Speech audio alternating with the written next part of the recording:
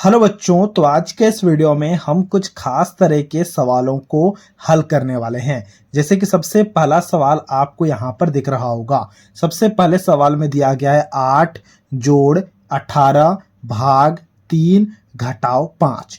देखो यहाँ पर हमारे पास में जोड़ का भी चिन्ह दिया गया है, घटाव का भी चिन्ह दिया गया है और भाग का भी चिन्ह दिया गया है। तो सबसे पहले हम क्या करें, यहाँ पर आके हमेशा इस तरह के सवालों में हम फंस जाते हैं। तो उसके लिए यहाँ पर हमारे पास में एक फॉर्मूला है जिसके हेल्प से हम इस तरह के सवालों को बना सकते हैं। देखो फॉर्मूला का नाम है बोडमास, BODMAS। देखो B का मतलब होता है ब्रैकेट। अगर कहीं पर भी ब्रैकेट होता ना तो सबसे पहले हम उससे ही बना रहे होते। फिर देखो O आता है, O का मतलब होता है ऑफ या फिर का। ब्रैकेट के बाद अगर कहीं पर का लिखा होता तो हम का को हल करते। फिर देखो डी लिखा गया है, डी यानी कि डिवाइड यानी कि भाग। फिर अगर भाग होता तो फिर हम भाग को बनाते। फिर एम का मतलब मल्टीप्लाई यानी कि गुणा, फिर हम गुणा को बनाते। ए का मतलब एडिशन या फिर ऐड मतलब होता है जोड़, फिर हम जोड़ को करते, फिर हम घटाव को लास्ट में करते। ठीक है, देखो जो सवाल दिया गया यहाँ पर क्या है, देखो यहाँ पर जोड़ है, भाग है और घटाव है। देखो सबसे पहले क्या आता है, सबसे पहले डी आता है यानी कि भाग आता है। तो सबसे पहले अभी हमें भाग को करना होगा, तो उसके लिए हम यहाँ पर बराबर का चिन्ह देंगे। देखो 8 है, 8 का तो हमें भाग नहीं करना है, हमें 18 भाग 3 करना है ना। तो हम 8 को वैसे ही लिखेंगे। तो हमने यहाँ पर 8 लिखा, फिर प्लस है तो यहाँ पर हमने प्लस दिया। अब बताओ अगर हम 18 भाग 3 करेंगे तो हमारे पास में आंसर क्या आएगा, यानी कि अगर हम 3 से 18 को भाग देंगे तो भागफल क्या आएगा, 3 छक्का 18 होता है तो यहाँ पर 6 आ जाएगा। ठीक है, फिर घटाव का चिन्ह है, हमने घटाव दिया। फिर यहाँ पर 5 है तो हमने यहाँ पर 5 दिया। अब देखो जोड़ है और घटाव है, तो अब हम क्या करेंगे, अब देखो यहाँ पर एम आता है, फिर ए आता है, ए यानी कि ऐड यानी कि जोड़। फिर हम जोड़ को करेंगे और सबसे लास्ट में हमें घटाव को करने की जरूरत है। देखो यहाँ पर घटाव का चिन्ह भी दिया गया है। ठीक है, चलो अब हम फटाफट से जोड़ को करते हैं। देखो 8 + 6 को जोड़ करना है। 8 + 6 क्या हो जाएगा, 8 + 6 हो जाएगा 14।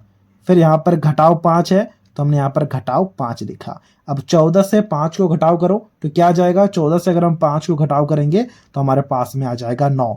तो 9 हो गया हमारा सबसे पहले सवाल का आंसर। देख पा रहे हो कितना आसान है। अगर हम इस फॉर्मूला का इस्तेमाल करेंगे तो बहुत ही ज्यादा आसान है। इसी प्रकार से अब हम हमारे दूसरे सवाल को बनाएंगे। दूसरे सवाल में दिया गया है 2 प्लस ब्रैकेट के अंदर में 3 + 2, फिर हमें भाग करना है 5 को। देखो सबसे पहले बी आता है यानी कि ब्रैकेट के अंदर में जो भी है सबसे पहले उसे बनाना है, उसके बाद हम बाकी सारे चीजों को करेंगे। तो हम यहाँ पर बराबर का चिन्ह देंगे। 2 है तो हमने 2 लिखा, जोड़ है तो हमने यहाँ पर जोड़ दिया। अब देखो ब्रैकेट के अंदर में क्या है, 3 + 2 क्या होता है, 3 + 2 हो जाता है 5।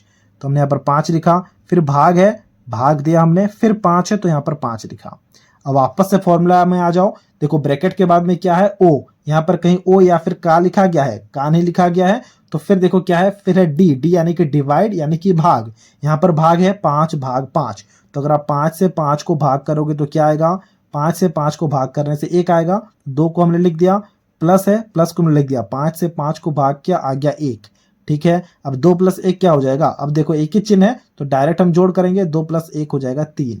तो 3 हो जाएगा हमारे दूसरे सवाल का आंसर। इसी प्रकार से हमें इस तरह के सरलीकरण को करना होता है। अब आपके लिए एक सवाल होगा जिसे अभी आपको खुद से बनाना है और इसके आंसर को हमसे कमेंट बॉक्स में शेयर करना है। तो सवाल है 10 + 10 गुणा 10 घटाव 10। इसको अभी आपको खुद से बनाना है और इसके आंसर को हमसे कमेंट बॉक्स में शेयर करना है। तो ये था आज का वीडियो जहां हमने बोडमास फॉर्मूला का प्रयोग करना काफी अच्छे से सीख लिया है। अगर आपको ये वीडियो अच्छा लगा है और इसी प्रकार के और वीडियोस देखना चाहते हो तो इस चैनल को सब्सक्राइब जरूर से जरूर कर देना।